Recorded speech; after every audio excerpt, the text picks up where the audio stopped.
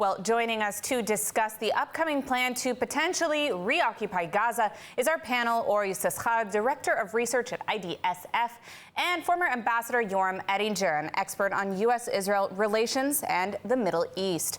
Ambassador Ettinger, thank you so much for joining us today. I want to start with you. Now, how likely is this to happen? Is this just sort of strategic maneuvering?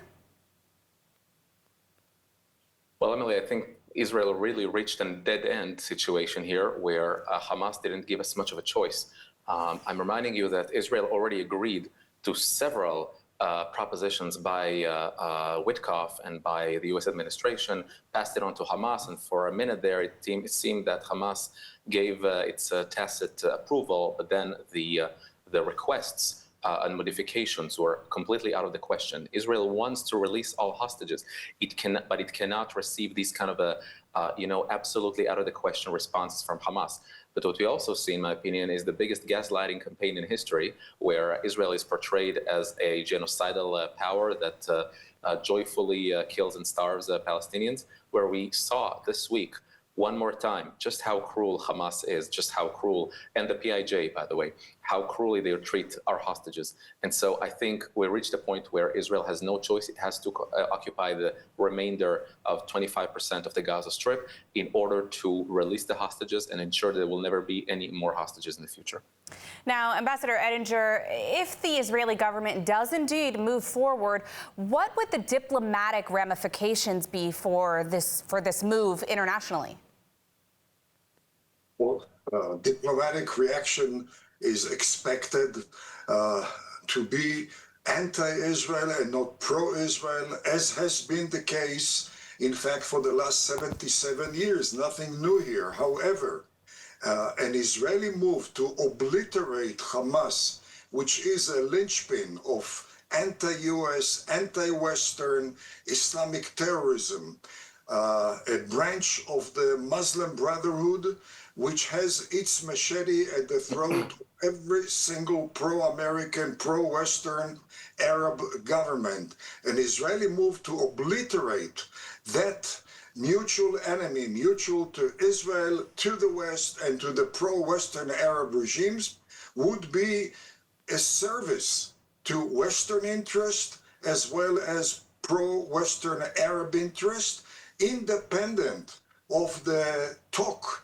accompanied by the Arabs. The Arabs are going to talk very negatively on Israel, very positively towards the Palestinian, but the Arab walk has always been anywhere from indifferent to negative on the Palestinian.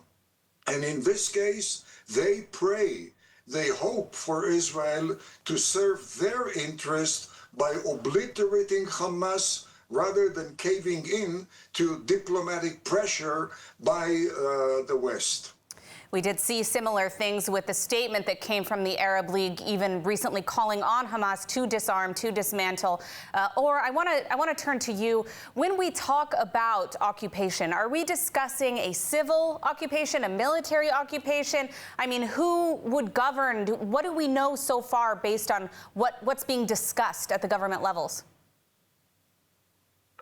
Right, so we know very little about what the government plans to do, but I know what we offer the government to do, and that is an interim international directorate that is controlling parts of the Gaza Strip, where you invite the population in with full humanitarian aid, like the GHF, the Gaza Humanitarian Foundation, is doing right now. Some 600 trucks, each carrying 60,000 tons of aid with extremely sophisticated mechanism. You know, the GHF has gone through a lot of, taken a lot of heat in the past few days and weeks. I have to tell you, we're looking into this issue in depth.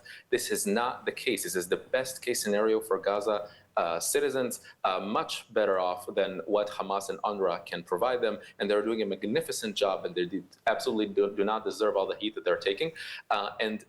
What I want to stress here is that Israel needs to first demolish Hamas and invite the population into these humanitarian centers. Once Hamas is defeated, there will be other forces like Yasser Abu Shabab in the south and others who would be able to take over some of the civil aspects of running the Gaza Strip. However, I do not think that at the end of the day, we will see one unit called the Gaza Strip. There will be several units of humanitarian centers where Gazan civilians can be safe over there in order to ensure that they don't go to all these quite demolished and uninhabitable urban centers around the Gaza Strip. So I see it, I view it as a purely humanitarian purpose right now, and the civil future of the Gaza Strip will be determined. It's too early to tell. Now, Ambassador Ettinger, what do you see as the options in terms of governance in Gaza, or is it just really too early to say? Well, when it comes to military aspects, there's no option for Israel but Israel's own control of Gaza. Anyone who assumes that an international force, an intra-Arab force, an Egyptian force, or God forbids, an American force in Gaza would advance the cause of stability and peace in the area is another trip in wishful thinking. We have been through litany of precedents that prove to us that Israel must not rely on any force but its own force when it comes to securing its own border. The worst prescription for Israel's relations with the United Arab Emirates or Saudi Arabia or Egypt would be to invite Egyptians, Emiratis, or Saudis to partake in the security in a security force in Gaza. The worst thing for U.S.-Israel relations would be to see the U.S.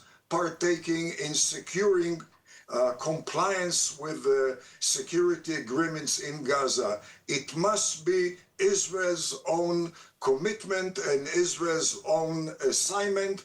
And yes, it would require some cost, but there are no free lunches anywhere in the world, certainly not in the Middle East.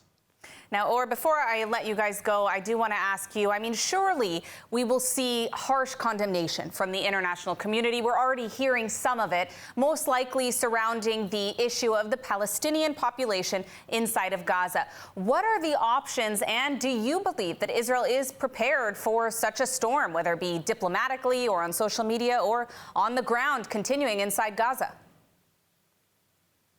Well, Emily, you're absolutely right. The storm is already in full force, in full speed. I have to tell you that gaslighting campaign against Israel is monetized. It is profitable. You can see how well, like the old saying that it won't go away so long as it sells newspapers. So Israel is a hot topic, and harshly condemning Israel is much more selling and monetized than supporting it, or actually just sticking with the facts. Israel has been providing meals for 2 million people in Gaza every single day. France, Qatar, all of these countries are participating in providing humanitarian aid. But regarding the full occupation of the Gaza Strip, look, I mean, this has been Israel's goal from the get-go. In my humble opinion, it should have happened already back in January 2024. We're here in August 2025, pretending as if this was not the goal in the first place, which is defeating Hamas and ushering in a new era in the Gaza Strip. And regardless what Israel does, you see, even when Israel provides the Palestinians more than enough humanitarian aid, it gets so much heat. It takes so much heat for doing so. So what I suggest, we have a very supportive U.S. administration. Go ahead, finish the job, just like the U.S. defeated ISIS, finish the job in Gaza, and we prevent the next massacres in the years to come. All right, well, unfortunately, we do have to wrap this up, but I want to thank you, Yissachar and Ambassador Yoram Ettinger, for joining us today. Thank you. Thank you so much.